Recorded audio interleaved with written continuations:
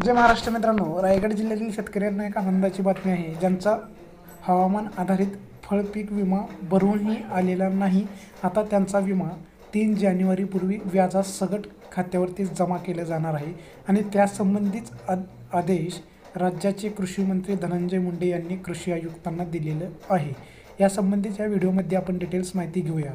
तुम्ही बघू शकता, राज्य शासनाकडून पुनर्रचित हवामान आधारित फळपीक विमा राबवली जाते आणि या योजनेत सहभागी झालेल्या रायगड जिल्ह्यातील शेतकऱ्यांच्या नुकसान भरपाईचे पैसे व्याजासह 3 जानेवारीपूर्वी अदा करावेत, असा निर्देशसुद्धा कृषी मंत्र्यांनी आत्ता सांगितल्याप्रमाणे दिलेला आहे.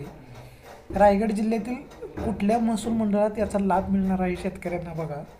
तळा नावाचे जे महसूल मंडळ आहे त्या मंडळातील 7,500 शेतकऱ्यांनी पुनर्रचित हवामान आधारित फळपीक विमा योजनेसाठी भाग घेतलेला होता किंवा फॉर्म भरलेला होता. त्यापैकी 3,500 शेतकऱ्यांच्या नुकसान भरपाईची रक्कम अदा करण्यात आलेली होती. मात्र जे उर्वरित शेतकरी आहेत 2940 शेतकऱ्यांची 9 कोटी रुपये रक्कम नुकसान भरपाईची अदा करण्याची रक्कम विमा कंपनीने अडवलेली होती, तांत्रिक कारण देऊन.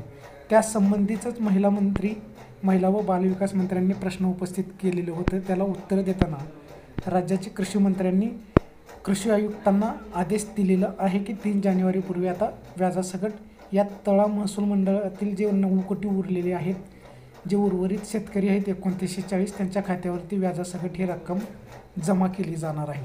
ही एक अतिशय आनंदाची बातमी आहे त्या शेतकऱ्यांना की त्यांच्या खात्यावरती लवकरच रक्कम जमा होणार आहे.